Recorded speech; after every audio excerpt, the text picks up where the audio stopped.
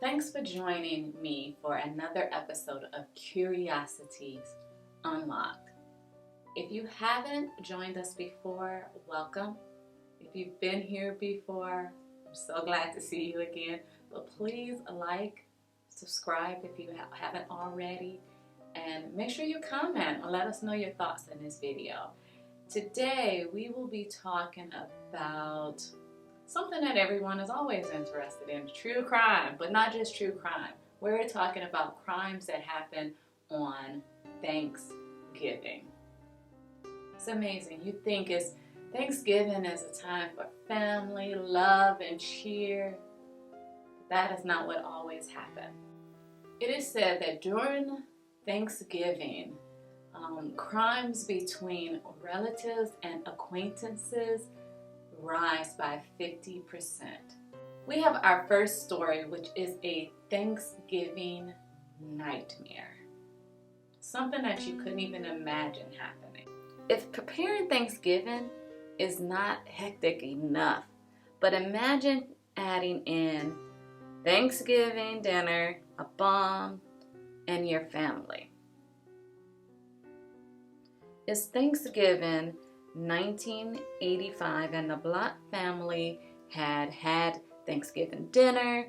They had gone out to have some to the store. They returned, and 15-year-old Angela Block found a briefcase on the porch of their mobile home. When the briefcase was opened, it exploded, killing Angela, her father, her cousin.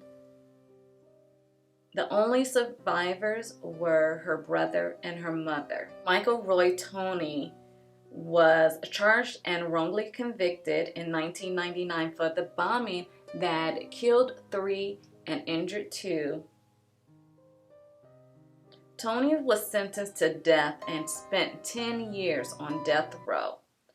On December the 17th of 2008, his conviction was vacated by the Texas Court of Criminal Appeals because they found that the prosecutor had some misconduct. Tony was released from custody in September of 2009, and he died in a car accident about a month later. Now, was this family even the intended target? Was he really the bomber? Was a neighbor the intended bomber? Today, this particular case still remains unsolved. Next up is a misunderstanding turned nightmare. Not a good combination. Every family has misunderstandings, and misunderstandings eventually get cleared up, no matter how outlandish they may be. But not in this case. This misunderstanding resulted in a triple homicide. The Greba Selassie brothers shot and killed 3 in-laws inside a home on Telegraph Avenue 5 years ago. The people who were murdered were their sister-in-law, Winta, her mother, and her brother. The brothers had believed that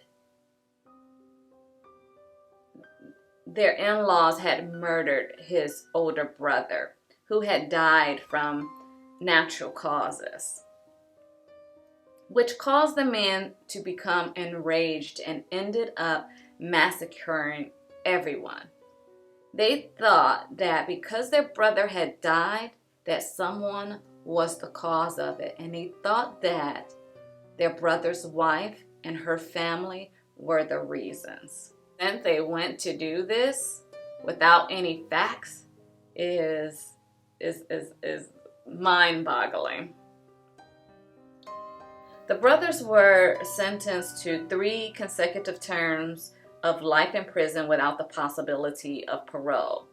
Tawada Dro's sentence, one of the brothers, his sentence was overturned. This case was really, truly sad. You understand their pain of losing their brother, but that pain turned to anger, and 3 other people lost their lives. I'm glad that at least one of the brothers were convicted. Someone paid for this crime. I'm not exactly sure what happened to the other brother. I tried to look it up, didn't find much, but I do know he was out. So it goes, right? Next up, we have the cannibal cop. Yes, the cannibal cop. You know, you see the movie Hannibal Lecter. You know that there are people who maybe sometimes eat human meat, but now we have a cop that may. Most people believe that cannibalism is only part of movies and secluded tribes. That's what we believed, because why would anyone want to do something like eat another human, especially when it's dangerous for the human body? We're not supposed to consume each other. Well, sorry to break it to you, but there are some people in the world that have some fetishes of cannibalism. And today's case is just like that. Gilberto Valli was a cop, and he was arrested after his wife discovered conversations with other users in which he detailed plans to abduct, torture, rape, and kill and cannibalize real women in his life, including her. He was convicted of conspiracy to kidnap based on his communication that he had in these chat rooms, and he was convicted, but a new judge took over and he got off of the charges. And so now he is currently walking free among us, right? And interestingly, he also was fighting with his ex-wife regarding custody and finally just gave up the fight. Even though he didn't do anything or live out this fantasy, it just makes you wonder, do you really know the people that you know? Like, do you have that type of fetish? Have you heard any crazy stories? I mean, I think that is pretty interesting, and at least his wife was smart enough to go snooping and found it, because had she not, she could have been a victim. Up next, we have the holiday hijacking. It's always a fear of getting on a plane. 1, you worry, is it going to crash? 2, you wonder, is it going to get hijacked? Well, let's see.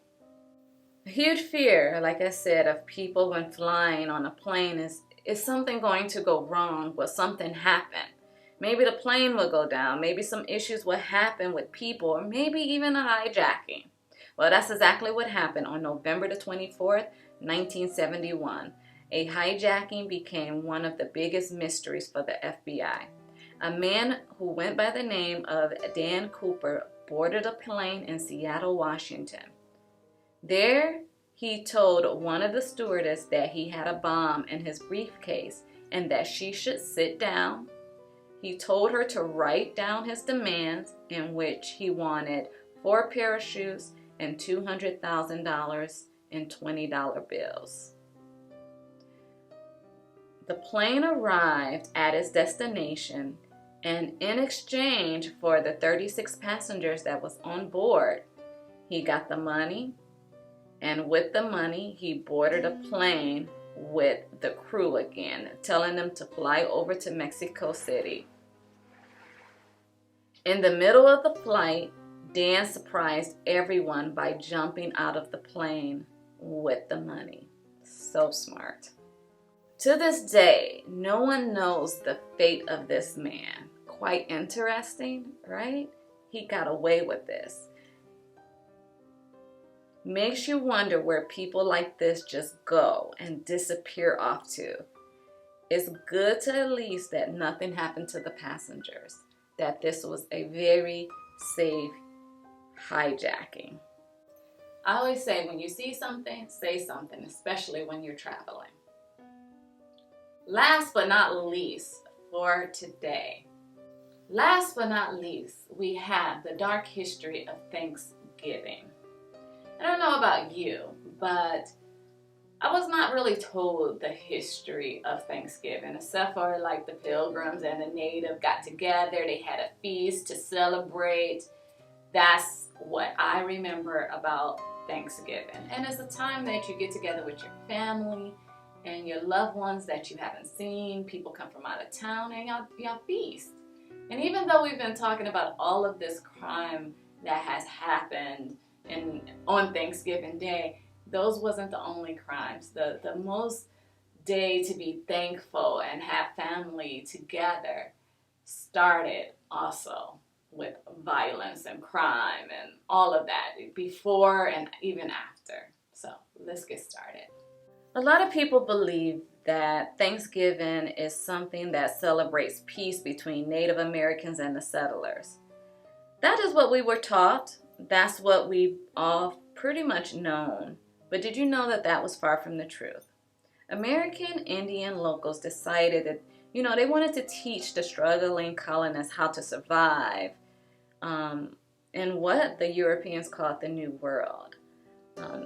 After they taught them and showed them how to survive, everyone got together and celebrated with a feast in 1621. But what also wasn't told is that there was feasts that happened prior to this time of 1621 and even after. There was bloodshed before and even after this day. So there really wasn't this kumbaya peace that happened, right? Thanksgiving 2021 would mark the 40th anniversary of that, what they considered first American Thanksgiving. The fact is that the peace that brought the natives and the settlers together at that table wasn't as solid as we would like to believe. A lot of bloodshed took place. Today, many Native Americans and others mark Thanksgiving as a solemn day of remembrance instead of a celebration. And I noticed that some people, it depends on who and the natives and their age of how they feel about it. It was about 100 people that came together that first Thanksgiving, and they didn't have running water. There was at least about 90 Native men, 50 settlers that came to that feast. Prior to this day, even after, Native American people lost their land, their lives, and many were sold into slavery. Prior to the indigenous people did not experience illness that is attributed to livestock and overcrowding and poor hygiene. As many things in history, this has been twisted to fit a narrative. The peace lasted a short time, barely a year, before the genocide and war started again. You would think that schools would teach you something of such importance like your history, but it seems like, as with many things, our school system don't believe that it is important to teach the true history, the soul of a people, and leaving them dry. And it's sad. I encourage you to read more. There's so much more to read and to learn about the true history of Thanksgiving. I only gave it a small snippet, but it is so much more than that. So I encourage you to, in the description, to click any of the links and learn more about the true history of Thanksgiving. And I thank you. Hope you like and subscribe. And I'll see you next time on Curiosities Unlocked.